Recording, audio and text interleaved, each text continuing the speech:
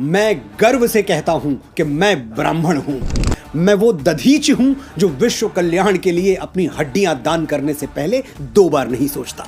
मैं वो परशुराम हूं जो श्री राम जैसे मर्यादा मूर्ति क्षत्रियों को अपनी सारी शक्तियां सौंप देता है। मैं वो चाणक्य हूं जो एक वंचित वनवासी को उठाकर भारतवर्ष के राज सिंहासन पर बैठा देता है। मैं वो आदि शंकराचार्य हूं जो अपने असीम ज्ञान के प्रताप से समूचे भारतवर्ष को एक भगवा ध्वज के तले ला खड़ा करता है।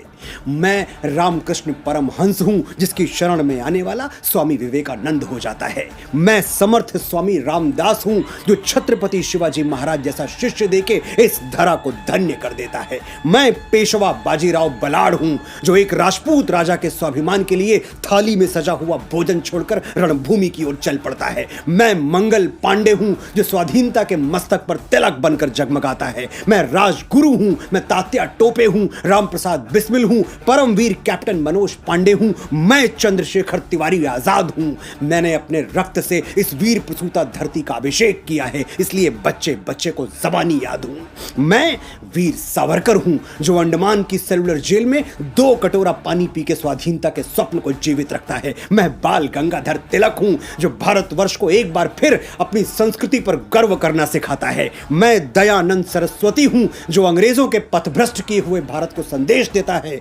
वेदों की ओर लौटो। मैं ही इस यशस्वी ब्रह्मकुल की बेटी रानी लक्ष्मीबाई हूं जो मातृभूमि की रक्षा के लिए फिरंगियों के बदन में अपनी तलवारों का लोहा उतार देती है। हम ब्राह्मण हैं, जन्मजात तपस्वी हैं, साधक हैं। हम संगीत की साधना करते हैं तो तानसेन बन जाते हैं, स्वर साधना करते हैं तो लता मंगेशकर कहलाते हैं, और शब्द साधना करते हैं तो महाकवि कालिदास और गोस्वामी बाबा तुलसीदास के नाम से अमर हो जाते हैं।